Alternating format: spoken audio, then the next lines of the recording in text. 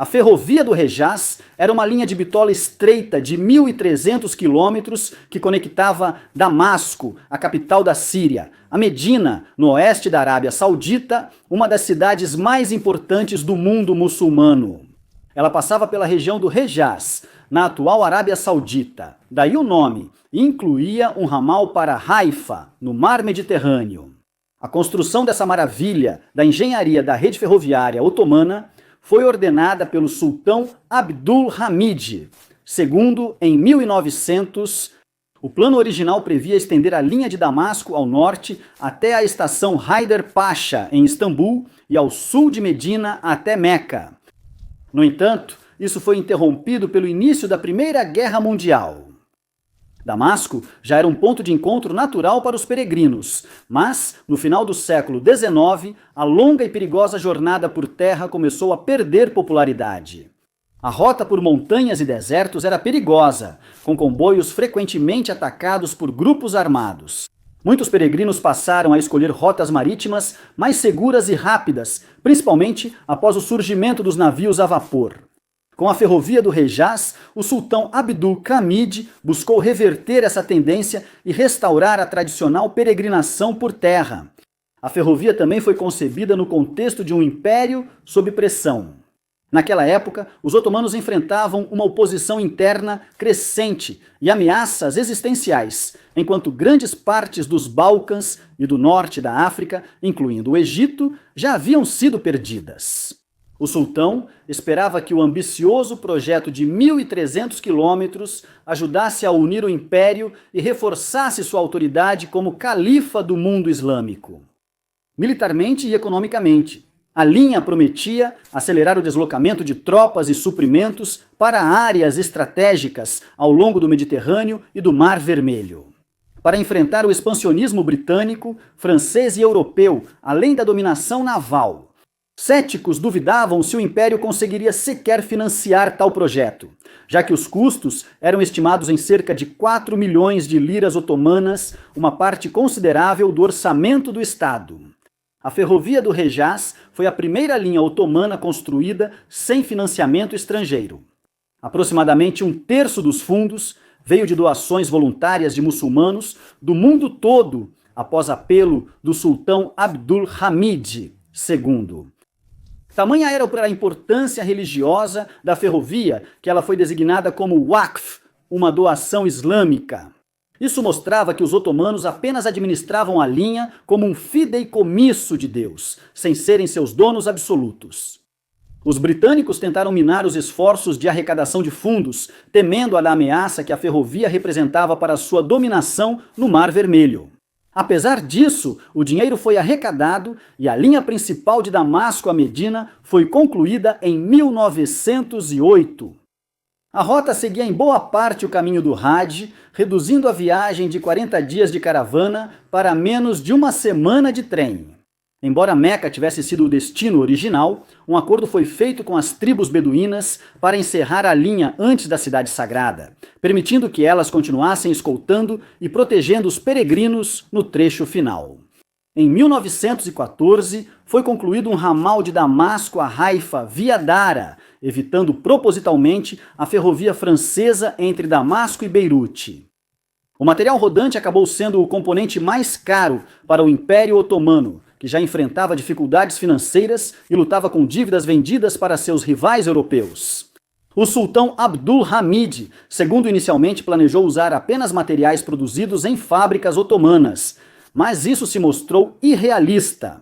A Comissão Central Ferroviária, em Constantinopla, organizou a compra com fornecedores europeus, principalmente da Alemanha, que forneceu a maioria das locomotivas e vagões. Curiosamente, alguns desses veículos originais ainda existem, abandonados nos trilhos ou estações desde o fim da Primeira Guerra Mundial. Porém, em 1917, boa parte da linha estava em ruínas. Tribos árabes e forças britânicas, incluindo o famoso oficial de inteligência Thomas Edward Lawrence, conhecido como Lawrence da Arábia, atacaram repetidamente a ferrovia durante a Grande Revolta Árabe, quando os Hashemitas se levantaram contra o domínio otomano. Embora a ferrovia de Hejaz tenha operado em sua totalidade por menos de uma década, ela deixou uma marca duradoura, especialmente na identidade e no orgulho nacional sírios. Por um tempo, ela surpreendeu o mundo como um triunfo de engenharia e ambição. A linha continuou funcionando em partes da Síria até 2011.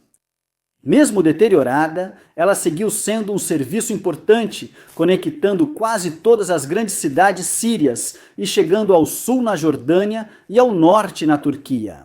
A outrora grandiosa estação ferroviária de Hejaz, em Damasco, com sua fachada ornamentada e salão de entrada com pilares de mármore, foi projetada para impressionar os passageiros que partiam. Hoje, porém, ela é só uma sombra do que foi. Negligenciada mesmo antes do início da Guerra Civil, partes da estação e de seus trilhos foram arrancadas para o desenvolvimento imobiliário. Para muitos sírios, ela se tornou um símbolo assombroso, uma estação sem trens e um império há muito desaparecido. No último século, várias tentativas de reviver a ferrovia de Hejaz foram feitas e o esforço mais recente parece estar em andamento. Em setembro de 2025, Turquia, Síria e Jordânia anunciaram sua disposição de restaurar essa linha histórica. O acordo foi alcançado durante uma reunião tripartite em Amman, capital da Jordânia, conforme confirmado em uma declaração do ministro da Infraestrutura da Turquia, Abdülkadir Uraloğlu. Os três países chegaram a um acordo preliminar sobre um projeto de memorando de entendimento que estabelece uma cooperação abrangente em infraestrutura de transporte. Como parte dessa iniciativa, a Turquia se comprometeu a ajudar na conclusão dos 30 quilômetros de superestrutura faltantes no trecho sírio. Enquanto isso, a Jordânia avaliará sua capacidade técnica para apoiar a manutenção, o reparo e a operação das locomotivas dentro da Síria. Além disso, os três países planejam realizar estudos técnicos conjuntos para melhorar o acesso da Turquia ao Mar Vermelho através do porto de Aqaba, na Jordânia. O transporte rodoviário entre Turquia e Jordânia via Síria deve ser retomado após 13 anos de suspensão pela Guerra Civil encerrada em dezembro. Embora essa já seja outra história por si só. Esse anúncio reflete uma mudança mais ampla nas relações regionais após a queda do regime de Assad. A Turquia, que recentemente iniciou o treinamento de forças sírias após um acordo de segurança com Damasco em agosto, tornou-se a principal beneficiária estrangeira desses eventos e logo enviou seu ministro das Relações Exteriores à capital síria. A Jordânia também aprofundou sua cooperação com a Síria, assinando vários acordos com o governo atual do país. Juntas, essas ações destacam como Turquia, Síria e Jordânia estão remodelando sua cooperação com o projeto Hejaz, servindo tanto como um poderoso símbolo de continuidade da era otomana, quanto como um passo prático em direção à renovação da integração regional. Por enquanto, pouco se sabe sobre os detalhes técnicos da visão futura do projeto. Mas o estado atual da infraestrutura e o contexto geopolítico oferecem pistas importantes.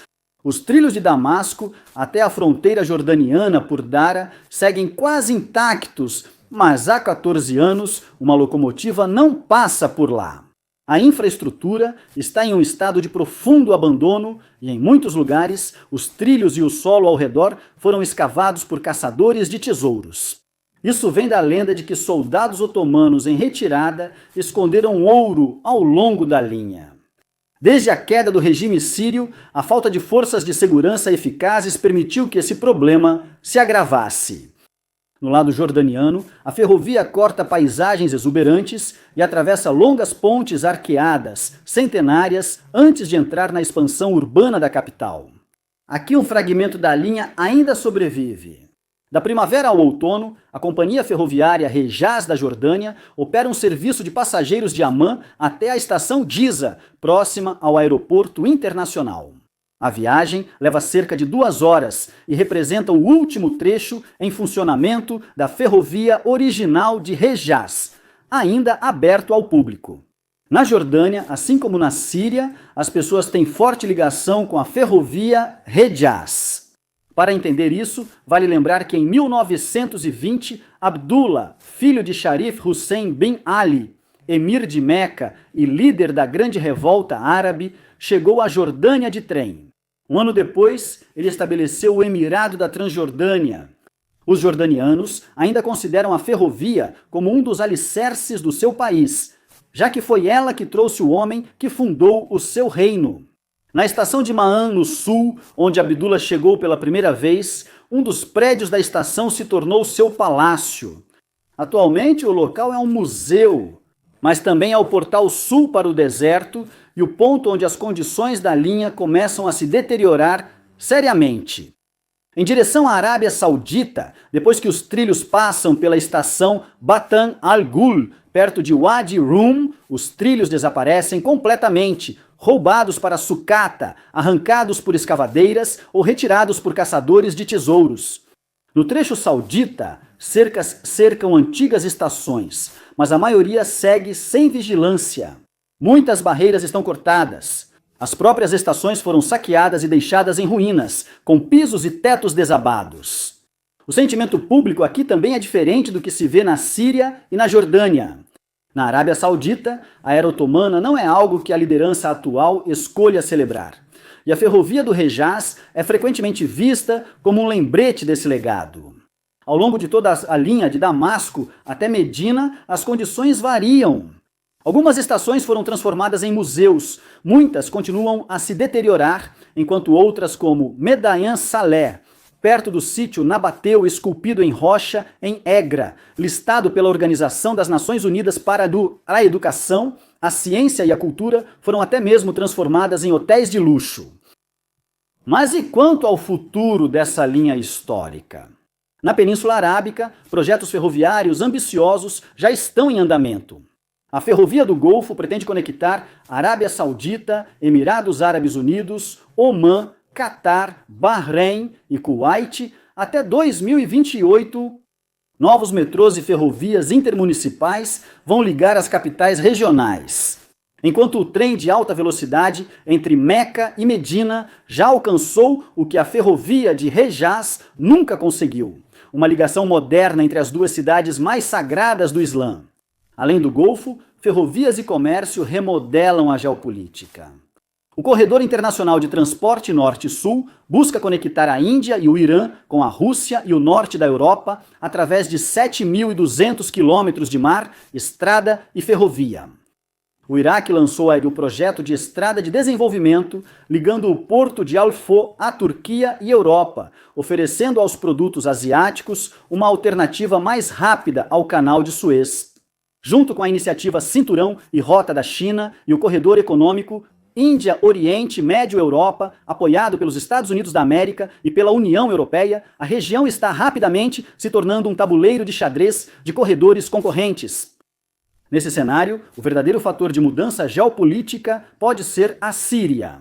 Mais uma vez, ela tem a chance de recuperar seu papel histórico como um cruzamento de rotas comerciais e de viagem. Muitos afirmaram que, sob Bashar al-Assad, a Síria estava impedida de exercer esse papel. Agora que o governo deles chegou ao fim, a perspectiva de a Síria se integrar a essas redes regionais e intercontinentais parece muito mais provável. A Turquia apoiou setores da oposição síria por anos e agora está em uma posição privilegiada para se beneficiar da nova liderança em Damasco. No final de dezembro, o ministro dos Transportes da Turquia declarou que queria que fossem tomadas medidas para restaurar a conexão ferroviária de Istambul a Damasco. Referindo-se especificamente à ferrovia do Hejaz, ele afirmou: "Este projeto não se trata apenas de restaurar uma ferrovia, trata-se de reconectar um legado histórico." E é exatamente esse legado histórico. Combinado com a situação alterada na Síria e o novo impulso para a cooperação regional liderada pela Turquia, isso pode fornecer o impulso necessário para reviver a ferrovia do Hejaz, de uma forma ou de outra.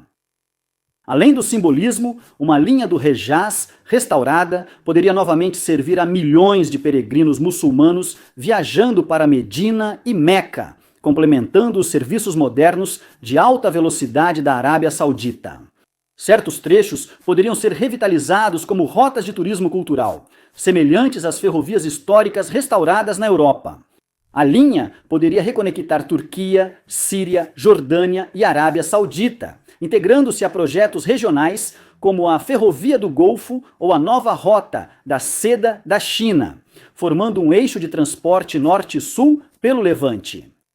Embora o transporte ferroviário ainda seja menos competitivo que o marítimo, pode se tornar atraente para cargas do interior, como produtos agrícolas e contêineres, sendo alternativa ao rodoviário.